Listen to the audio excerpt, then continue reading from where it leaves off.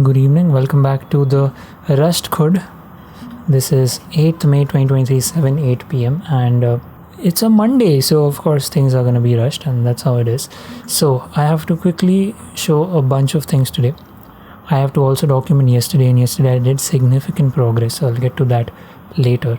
But first, what I want to show you is how you can take a mesh with a rig on it, which is working just fine. The entire process of parenting and weight painting, everything, you did it perfectly, and now you realize that your character is in an A pose and not in a T pose, and that's a big problem because all your retargeting through Rococo or Mixamo or all these other FBXs that they've already worked on, you can just slap on and get along with your life. They all start with the T pose. So if your character is not in the T pose, the retargeting will not happen, right? So the way you do that is the following. Now I'm going to use human generator for the mesh because it just makes life very easy for when it comes to the rig and everything. So I'm just going to select one of these markers inside my batch generator. I'm going to make myself smaller because at some point I'm going to be needing this space. So I'm going to select this. I'm going to say generate one human expression. I'm going to keep it unticked because it does some weird things with the head. Okay, I'm going to wait for human generator to generate a rig, and beautiful, let's generate a rig. I'm going to go into my layout mode and select all of this HG Ruby from here to here and slash to go into isolation mode. So with this armature, I'm going to do Alt R, Alt G so that it's at the world center, and I can go to the front now. Now, if you go into this armature's pose mode, and I was to make this bigger, this is why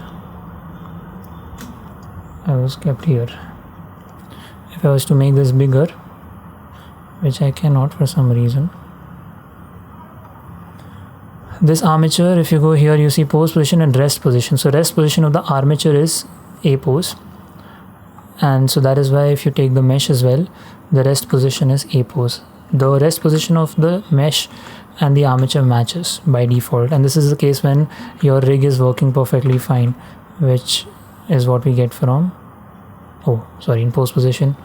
You can apply all of this. Now, because we've done it through human generator add-on, what we can do is we can have this selected and go into the HG panel, and inside pose I can come in here and select T pose, which is brilliant. It did what I wanted to, but no, it's just put the armature in the T pose. If I go into my mesh, it is still, or even if the armature, you see that the mesh is still in the A pose, and this is not what we want. We want everything to be in the T pose for the retargeting to happen. So that's the process for that is actually very simple. What you want to do is for all the meshes that you have, you want to apply the first you want to first duplicate the armature modifier. Like if you go in here, there's an armature modifier. You want to duplicate this modifier, then apply one of them, and that should do it. And then you go into the bones and reset a pose.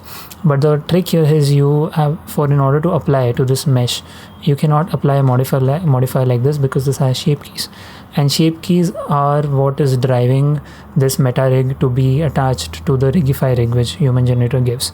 It's very complex. You don't need to worry about all of that right now. All you need to worry about is you want to come in here with this mesh into shape keys and apply all these shape keys here and this button and say apply all shape keys, and I've added to my quick favorites, so I can just come in here and queue apply all shape keys. Okay, with this shirt, apply all shape keys, pant, apply all shape keys. There's something more here like an undershirt or collar, queue apply all shape keys. This is done, this is done, this is done, this is nothing. Boot is only left, queue apply all shape keys. Now this is important. You want to come in to the bone and reset the bone at the very end. So you want to select the mesh, you want to go into modifiers as we discussed. You want to shift D the first armature, it'll do some weird thing, don't worry about it. Apply one of them. With the shirt, shift D, apply one of them. With the undershirt, shift D, apply one of them. With the pant, shift D, apply one of them. With the boots is not even needed because these are already in T pose and A pose, they overlap, but okay, so the sake of it, I think all of it is done now. Now you simply go into, I think the teeth and everything is left, so You're gonna quickly come in here and check the body we did. Why is it not highlighting? Oh, because that's the wrong body we did. Eyes, yeah. So Shift D, apply one. Okay, here it has shape keys. No, not delete. I want to apply all shape keys, and then apply one of them. This is done, I think. This we did. Teeth, apply all shape. Teeth doesn't have shape keys, so Shift D, apply one of them. Teeth upper. This is not even going to be useful because we're not opening the mouth or anything. We're just keeping this like a crowd work animation, and apply one of them. And now you're going to take your armature, go into the pose mode, and Control A, apply pose as a rest pose. Now the thing is like you will feel like nothing has actually changed, but a lot has changed. If you were to go into your mesh, all the mesh is now in your T pose and not in your A pose. If you don't have the human generator add-on, you just basically have to manually put your pose, the rig of the pose, into an A pose by like rotating things here and there. But then again, you will have to worry about the weight paint at the shoulder and everything. So this is an easier way. That's why I've done this here. Okay, so now the character is in T pose. Now why did we do all of this jagojahat, right? I am gonna enable, or let me just import file, import FBX, and I downloaded an FBX typing. Okay, now over here, armature, I will say automatic bone orientation and import. Now we're gonna retarget this little animation to our rig, to the meta rig, and we'll use the XPKit add-on for it. So select the meta rig, shift select the FBX which has just come in, and you're gonna go into the pose mode, and then right click with XPKit, you get binding and bind to active armature. Over here you want to bind, so we're binding to rigify meta rig, and bind target is gonna be Mixamo. And so now it's not perfect. Honestly, in object mode, I'm gonna hide this, but you see that with this process you actually have playing at 8 FPS. Like she's trying to type something.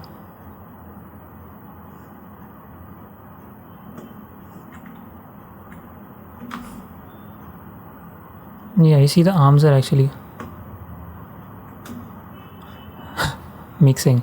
There's something I'm yet to figure out, like how do I just pick one bone, maybe parent it to a null, and move it to the side, because I want to retain all of this animation that's happening on the fingers, but at the same time not make them like club into each other like this. Okay, so that's one thing that I discovered today morning. Second thing is, I was working inside Premiere, and the nature of the last few days has been that I have to work on edits, so I've tried to treat this like a full-time editing job that I do, and then the rest of the time I work on my passion, which is 3D animation and all what I've just shown you. However, so I was working on this video and I could not use the drag zoom pro. Right now here I can easily come in here, select this, refresh. Okay, and then I can draw a part here, hold space to bring it here and leave it, and you see that the animation I'm still trying to happens, right? I'm gonna undo this. Where I was stuck is I was trying to say 0.2 here, and you see this is red, and when I was trying to do a thing, it was just adding one marker instead of doing that what I want. Why? Because I was doing 0.3 here and 0.4 here and 0.5 here, and it clearly says, see, if you look at it, example 0.1, you have to write 0.5 or whatever for it to work. And the way I was actually sending an email to the person who's made this add-on, because I was like, bro, it's not working, it's broken, I have to get it fixed or something. And then later when I put 1 here instead, and it was working for 1 and 2 and 3, that's when I realized the extension is not broken, there's something I'm doing wrong here.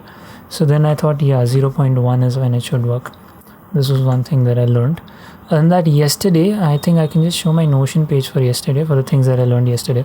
Okay, one of the things for yesterday was I have done a few more upgradations to the website. So if you open the website now, from the last time that I documented this, I have replaced this based in Mumbai with just an icon for location, and I've added this little section at the bottom here. So if you see, initially what was there on the website is basically links to these pages at the bottom of the home page, and it wasn't making a lot of sense to me, like what is the point of it at all. So instead of here, added my YouTube empire here. So you click here, that's my main channel. You click here, that's Click Reflect.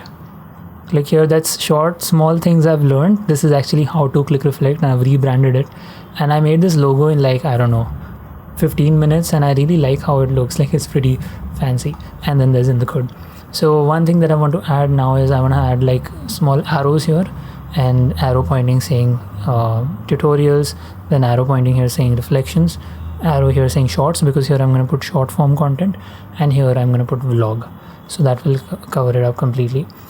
And one more thing I learned is that on my portfolio page with all the video players, the Wix video was throwing up because of expanded view. So now if you click on a video, any video, you will see that the expanded view doesn't have all those videos at the bottom. India. I've removed all of those, and there is just, by the time it ends, it just ends on the cover. ये मेरे दोस्त. Cover. And this makes it so it works. Earlier what was happening with expanded view is once you come out of it, you could not click on any other video, and that was a big pain because you had to refresh the page for it to work. Now I can keep clicking on any video randomly, watch how much ever I want, come out, and everything should still hopefully work fine, like all of them. So the key here was get rid of the expanded view. You don't want to have expanded view in your videos section or video player. Okay, and the bigger thing that I learned yesterday was CG dive to the rescue. So CG dive saves the day again. My entire confusion of FK IFK switch is solved.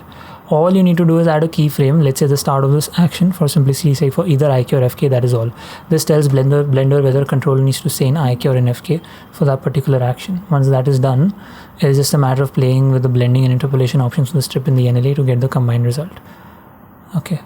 This I will, when I have worked a little bit more on my actions in the main scene and clubbed them in the NLA and use the IKFK switch, I will show this at that point, because right now if I go into Blender and try showing this, this video will be stretched a lot. So a lot of rush in this episode, but I had to get a lot of things out, and I am also on a time crunch. So thank you so much for being in the khud. I will catch you tomorrow. Peace.